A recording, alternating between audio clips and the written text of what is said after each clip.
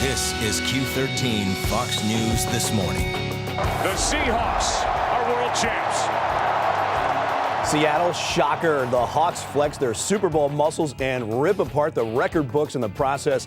Highlights of the big game straight ahead.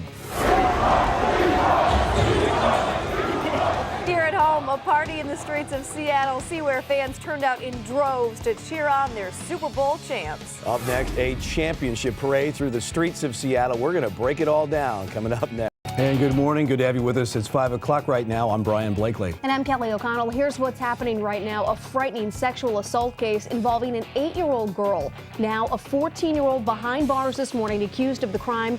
We're live in Kent with the details. A tense standoff with a dangerous criminal ends with police storming into a Tacoma home. Mission accomplished. The first commute today with a permanent span of the Skagit River Bridge in place. When drivers can expect more closures. Those 2 lanes of I-405 at Bellevue just reopened as authorities investigate a deadly crash. Some new details, including some other major traffic delays drivers need to know before you head into the weekend. It is the last Blue Friday of an extraordinary season of Seahawks football. 2 more days until Super Bowl 48, and we have got a jam-packed day of Hawks events on tap. We're going to break it all down. An Italian court finds Amanda Knox guilty again. Her ex-boyfriend stopped while trying to flee Italy early this morning. Brand new information straight ahead. Yeah, Microsoft close to zeroing in on its new CEO. Find out who is set to take over, and a new report surrounding the future of Bill Gates. Fortunately, Congress has not fulfilled its responsibility. It's failed to pass a budget.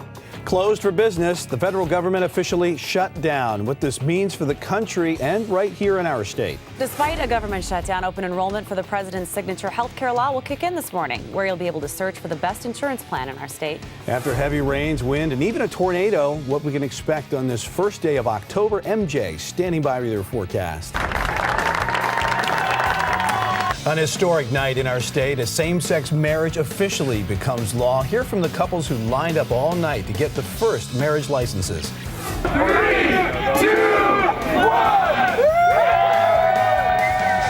And marijuana also legal in our state now. Where you can light up and how the Seattle Police Department is enforcing that new law.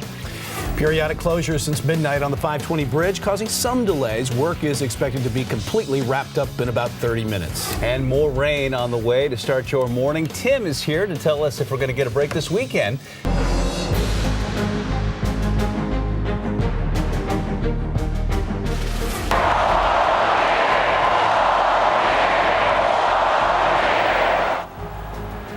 The American people have spoken. President Obama gets 4 more years to lead the country, the key states that secured his victory. And too close to call this morning. The race for the governor's seat in our state still up for grabs, where the votes stand, and what both candidates have to say about the results so far.